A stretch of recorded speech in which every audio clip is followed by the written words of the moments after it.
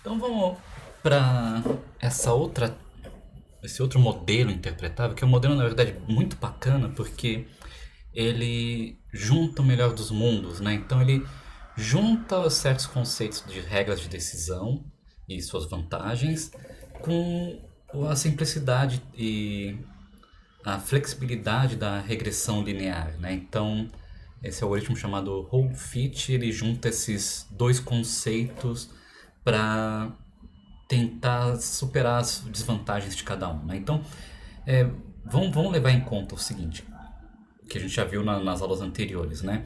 Que o modelo linear é extremamente simples de ser criado, né? Só que ele não leva em consideração interações, não consegue perceber não linearidades, né?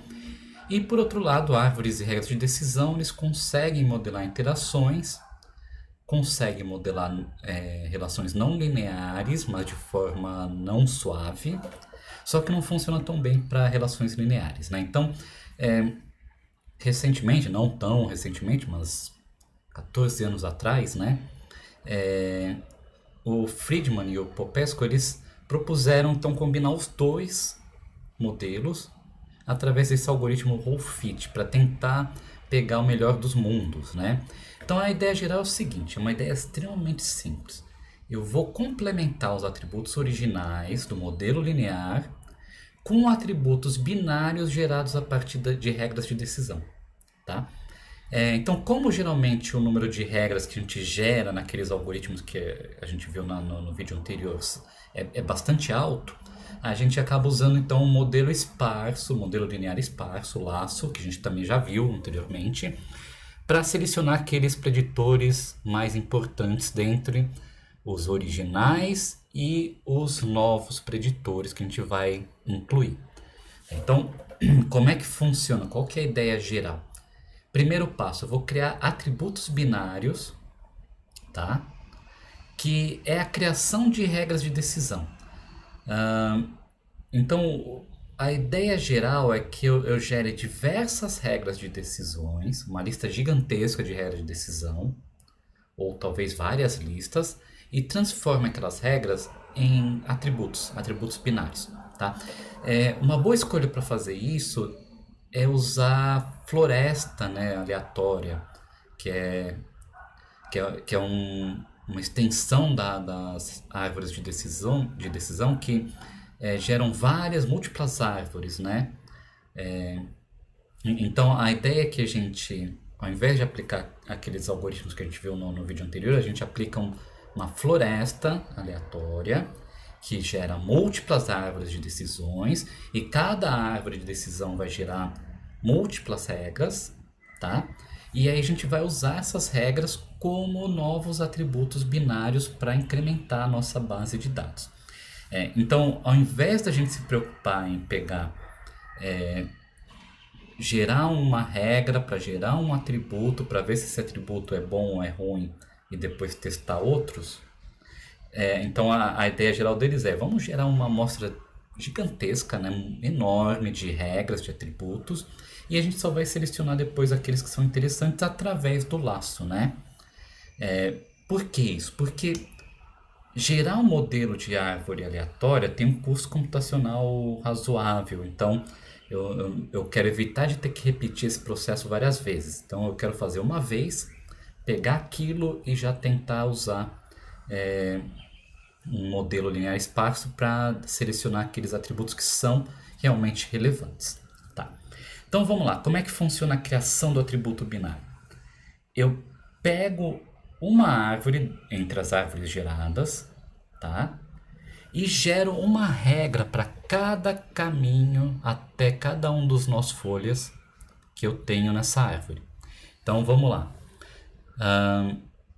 Eu tenho aqui, ó, por exemplo, e veja que não só até uma folha, né, mas todos os caminhos possíveis aqui do nosso grafo. Então eu tenho aqui, olha, para essa árvore de decisão, regra 1 é x2 menor que 3, regra 2, x2 maior ou igual a 3, regra 3, x2 menor que 3 e x5 menor que 7, regra 4, x2 menor que 3 e x5 maior ou igual a 7, né? Então eu vou gerando as regras a partir desses caminhos, né?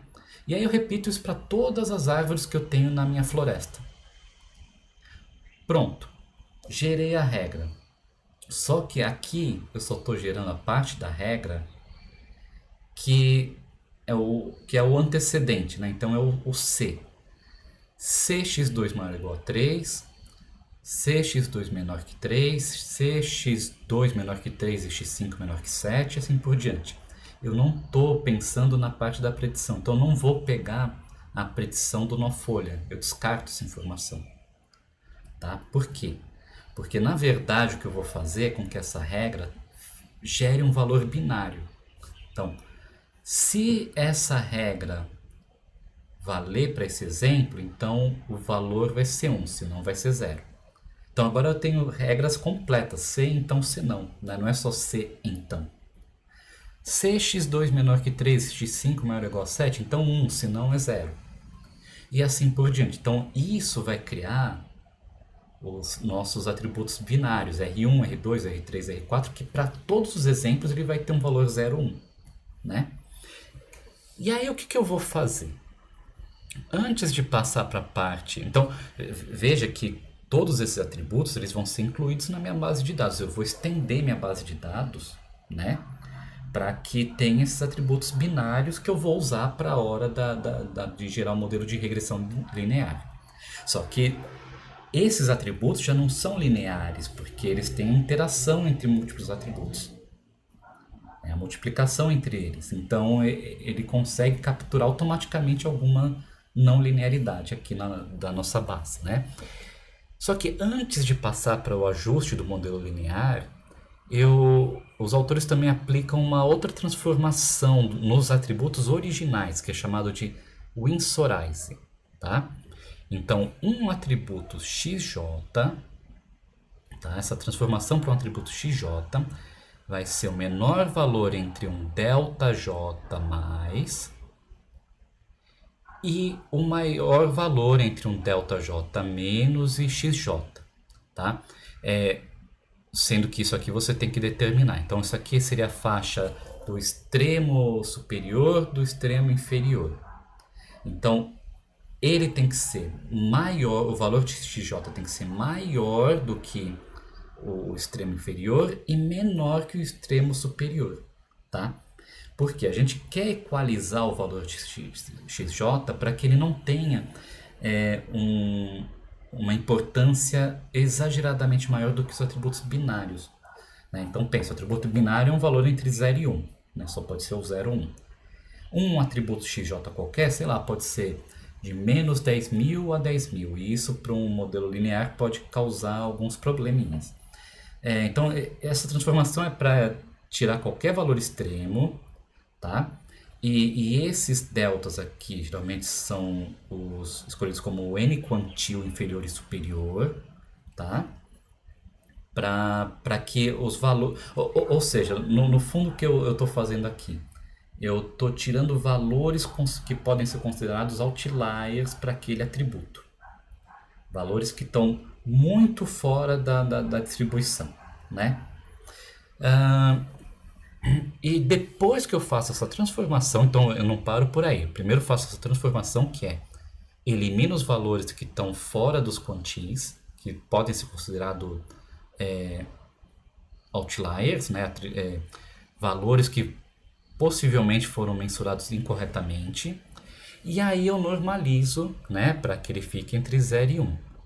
Então eu faço essa outra transformação aqui, que é 0,4 vezes esse valor dividido pelo desvio padrão desse valor. Tá? O valor 0,4 é a média dos desvios das regras com um suporte uniforme entre 0 e 1. Então é um valor que foi determinado pelos autores, né, e tem uma justificativa. Então finalmente, né, eu pego os atributos originais transformados junto dos atributos binários derivados das regras, e aí eu aplico um modelo linear esparso, que geralmente é o laço, né? Que eu posso tanto pedir, eu quero tantos atributos, ou eu posso aplicar um valor de penalização para determinar, para que ele determine para mim o quanto que ele vai selecionar de atributos, né? E aí eu posso ajustar essa penalização ou a quantidade de atributos para tentar encontrar o melhor custo-benefício entre número de atributos e a acurácia do modelo.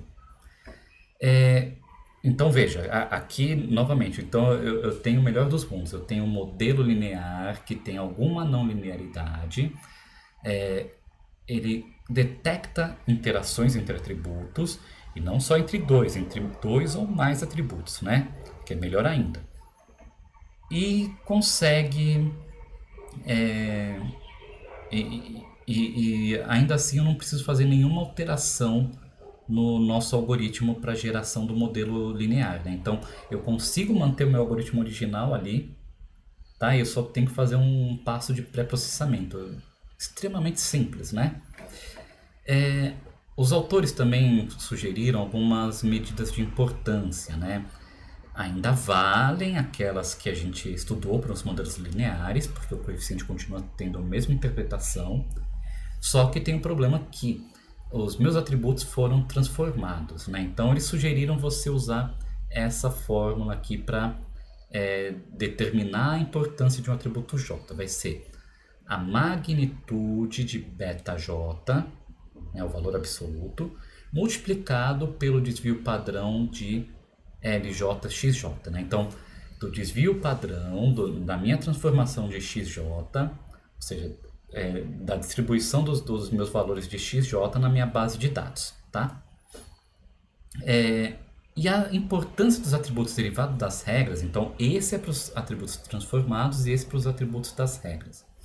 Vai ser o valor absoluto do peso associado àquele atributo vezes a raiz quadrada de SK vezes 1 menos SK. SK é o nosso atributo, né? O valor do atributo que é 0 ou 1.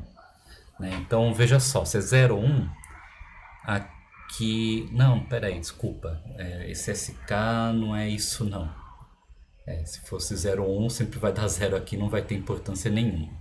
O SK, na verdade, é o suporte daquela regra, né? Então, veja só, vamos ver aqui. Se o suporte for de 100%, né, for 1, aqui vai dar 0, se for 0 também vai dar 0. Agora, se o suporte for meio, ele vai dar meio ao quadrado, que no final vai dar meio aqui, né? Meio vezes o valor da importância daqui. E além disso, a gente também pode calcular a importância total de um atributo, né? Somando a importância do atributo com as importâncias das regras em que cada atributo aparece, né? Então, eu posso combinar aqui, né? Então, eu faço o IJ, que é a importância do atributo J, mais a somatória da importância das regras, né? Ponderado por MK, para toda regra que contém XJ. Né? MK é a quantidade de regras que contém XJ. Então, é a média da importância dos atributos associados às regras que contém XJ. Né? Então, vamos ver um exemplozinho naquela base de dados da bicicleta.